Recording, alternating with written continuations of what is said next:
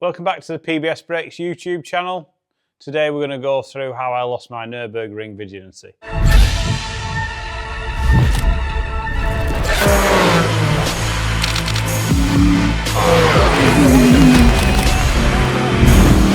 Welcome to the Green Hell. Bit of a clickbaity title, I know, but thought it'd be a bit of fun.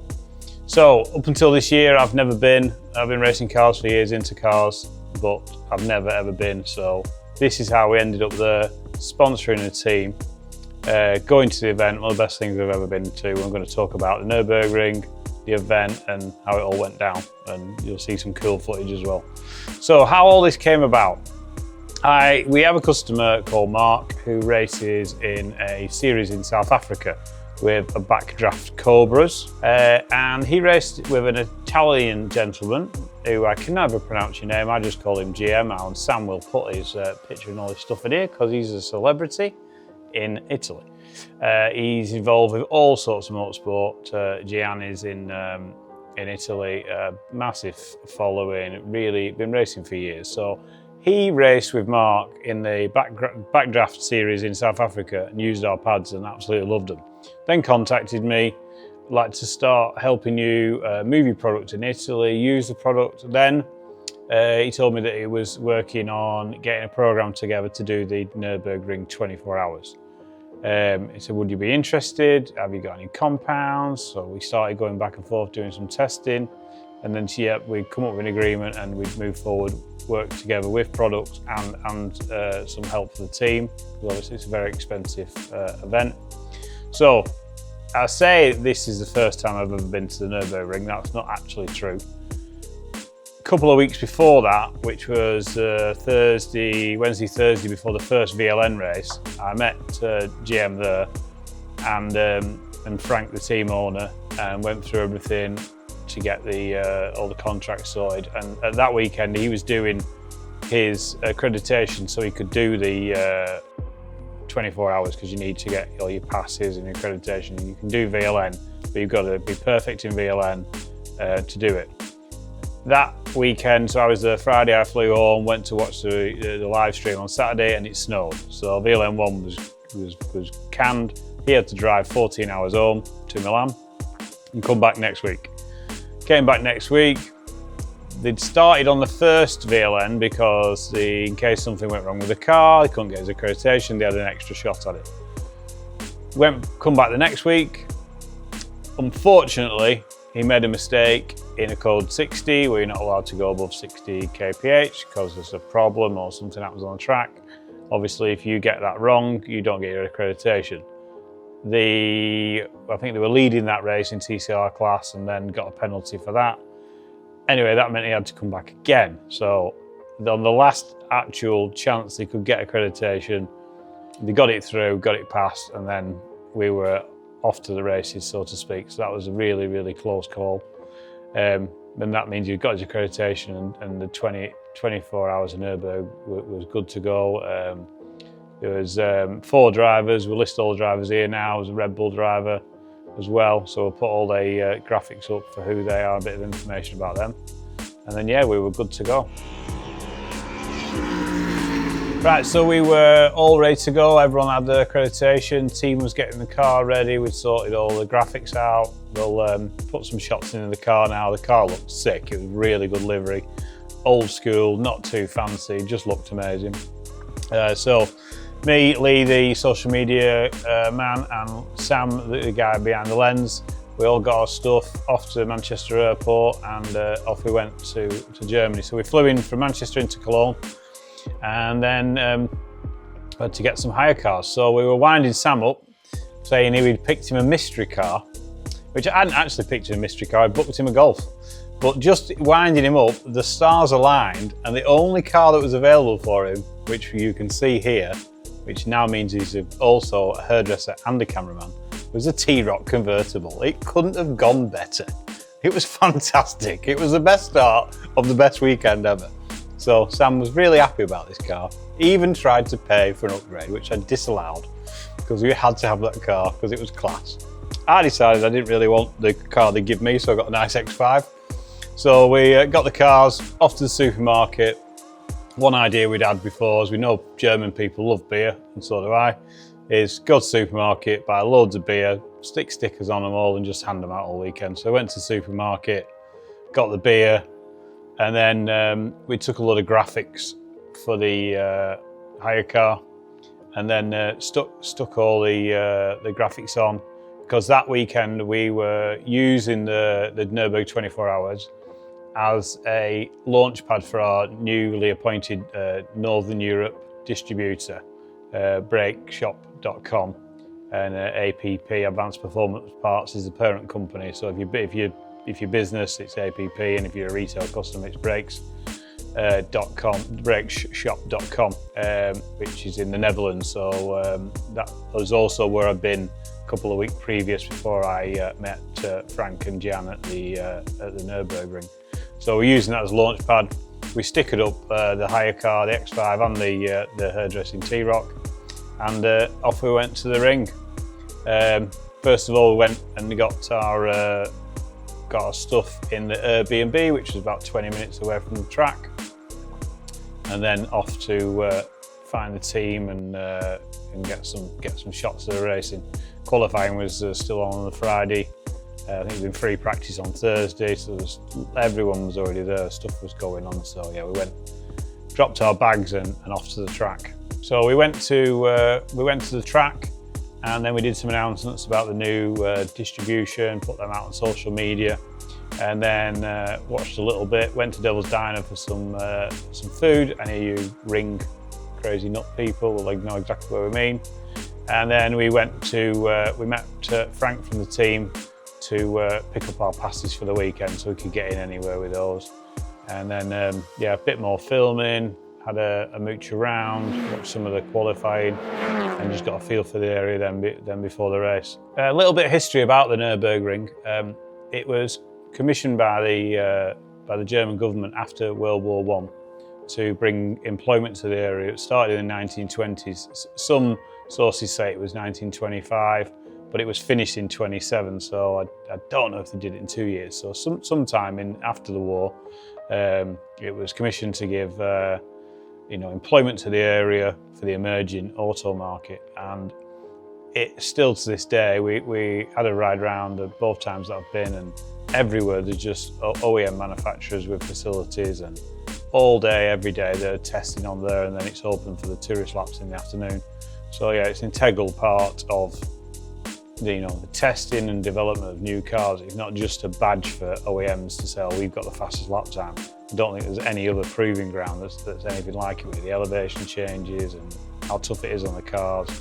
So yeah, it's amazing. It brought all that work in that area and is still doing that to this day. So yeah, amazing to see that it's nearly 100 years old, and still, it was an amazing investment, because it's still doing amazing for the area and the community around there, which really, all those pubs, restaurants, hotels, is all based really around the circuit. So yeah, it's its own sort of ecosystem.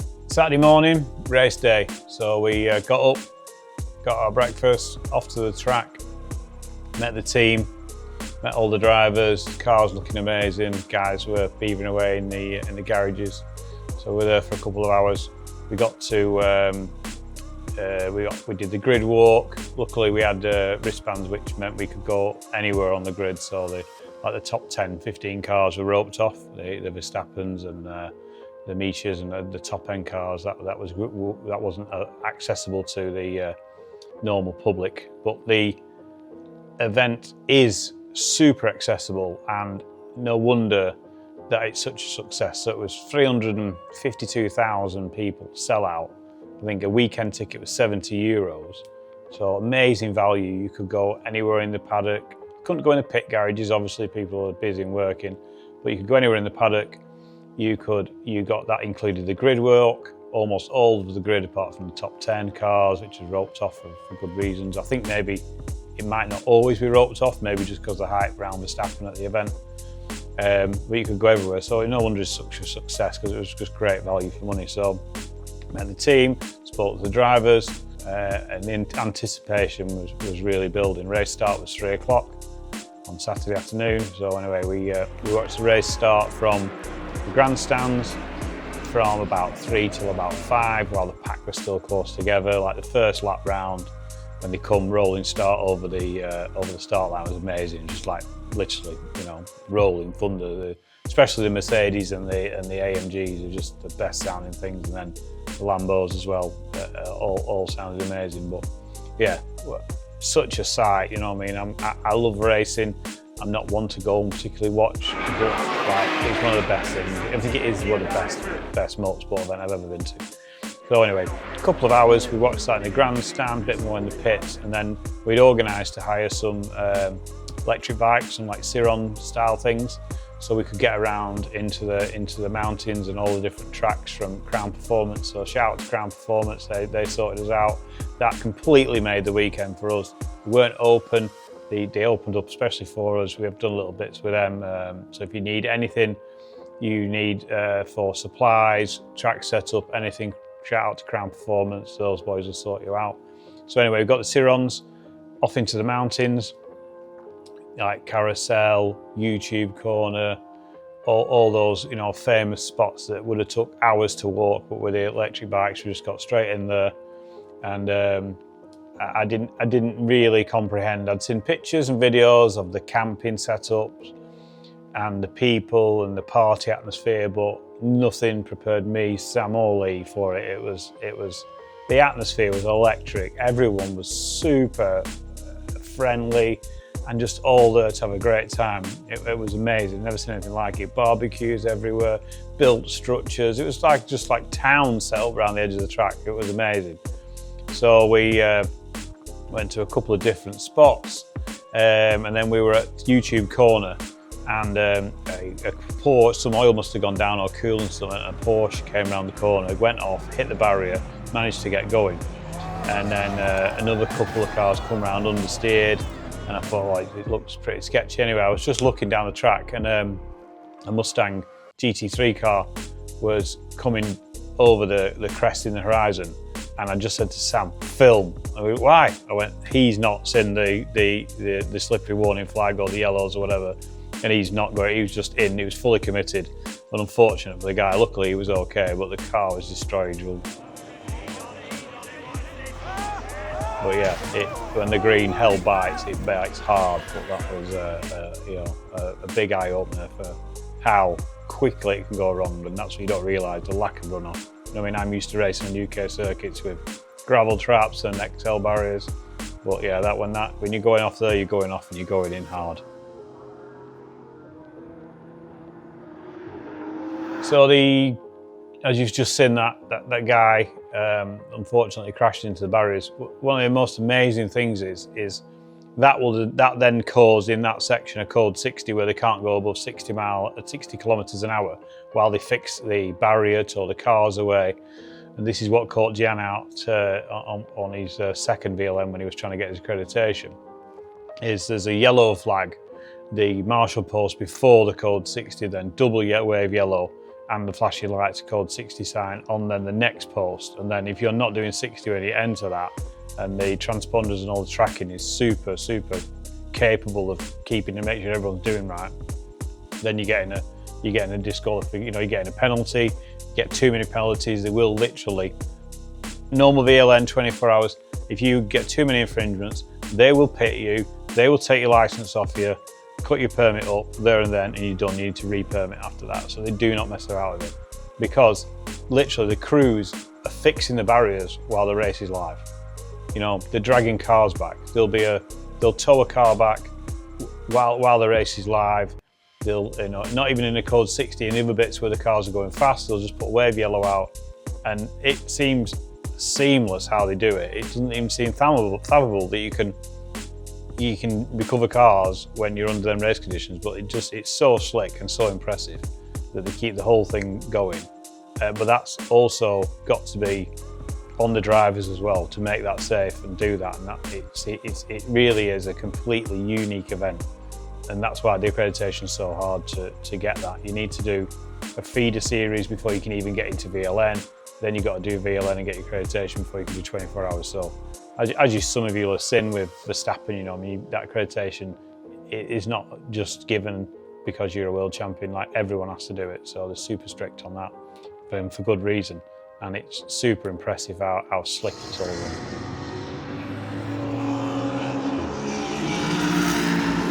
Right, so we left YouTube corner and then we headed off to Carousel. Still light at this point.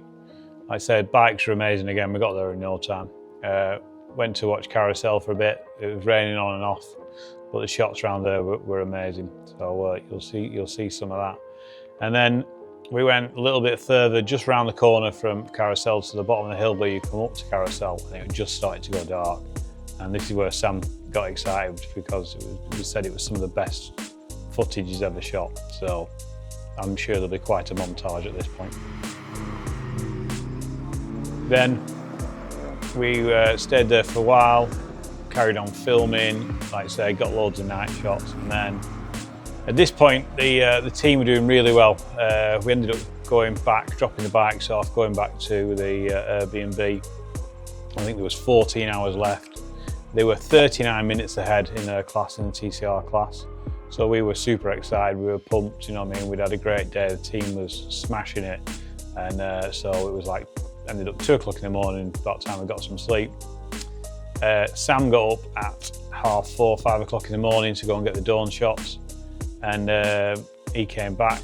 By the time I got up, then we checked again and the car had a crash anywhere from like 2 o'clock in the morning to 8 o'clock in the morning at some point, where and it had been in the garage for 2 hours to be fixed. So we'd gone from a huge lead to repairing the car. So they got the car repaired, got back out and just keep pushing on because they obviously had the pace, they were 40 minutes in front. So then they got back after it. So Sam came back, he was already back in bed by the time I got up. So I got up, we all got ready, went for some breakfast and then headed off back to the circuit and the pits for the final bit of the race. When we got back to the pits, the car was back in again and with more repairs, so they were fitting a front wheel bearing when we got there, and just a new set of tyres to go back out. Don't know if that was caused just by the crash or if it was just a failed part, but that put them back again. So then really it was just push on to the end, see what happens, because, you know what I mean, they were, you know, anyone else could, you know, at that point, there was 4 or 5 hours left and it was just get to the end. So anyway, we watched the rest of that. We watched we had a walk around the pit, seeing what else was going on. Like Monster had loads of good stuff there with stunt shows and really good entertainment for the whole family, whatever you wanted. There was all sorts to do in the pits as well. Anyway, the car did 23 hours and 57 minutes and 300 meters from the checkered flag. Suspension part failed and the wheel got damaged and it couldn't get over the line, so it actually went down as a DNF. So all that time, such disappointment that they were 300 meters from the flag and couldn't get to the finish. So absolutely gutted for us and the team. But that's the whole thing. You're so close, but until you get to the end, then it doesn't matter. Visit Max Verstappen's car. You know what I mean? All the budget in the world, all the talent in the world. They had an issue with the drive shaft. They were out. The car was in the pits for a long time. They did send the car out in the end just to get a finish and put it over the line. Their sister car from Winwood Racing actually won the race because it looked like he was having a good time. Actually, the Lamborghini, they came second or third, Sam? Second. On track it was second, then it was an Aston third, I believe, yeah. Has actually since been disqualified, didn't meet the criteria on the dyno, within the parameters or something like that. So it was either overboost or it was overpower or something like that. So that actually got disqualified, completely disqualified, or a grid penalty. Really? Completely disqualified. So that was out. So the I don't know who eventually came third then, but the M3 Touring came fourth, his first ever. Ah, right, yeah, that was cool to see as well. The M3 Touring was proper cool. So we watched the podium celebrations, and then everyone then started to pack up and go home. You know what I mean? Such a massive infrastructure for the teams and also the people in the paddock. All the structures they set up over the weekend. It was one of the best things I've ever seen. So, final thoughts on the Nürburgring, the 24 hours of Nürburg. Should you go? 100%. It's one of the best things I've ever been to. Not even as an automotive event, just one of the best things I've ever been to. People were so friendly, the atmosphere was amazing. If you're a normal spectator, you can pretty much go everywhere. All the stuff in the forest, the structures, the barbecues, the thing.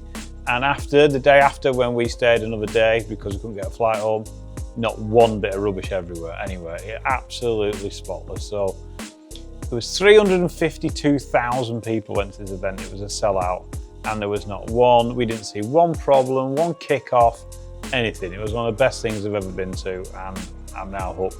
Still never driven the Nürburgring, which is Lee, our social media guy, can't understand because he's been many times, but I haven't, just never ended up there. It never really took my fancy until I went to the place. I'm in love with the place. I get the atmosphere. It's like the track, I think, is secondary, but it's so good. So I will definitely be going there. I even spoke to a couple of people about doing my feeder series and then doing my accreditation to do a VLN, a 4-hour. Don't really think I want to do a 24-hour, especially when you watch some of the live stream and the footage of the speed the GT3 cars come up. Like, even if I did it in a TCR car, which is a fast car, they make the TCR cars look like stood still. And just the overspeed is immense. And in the pitch black, like, around that track, it just looks so sketchy. Well, yeah, I'd love to aim to goal to do a 4-hour VLN. That's the goal. Don't know if it'll happen next year or the year after, but at some point it will happen. And yeah, then I will definitely have lost my Nürburgring virginity.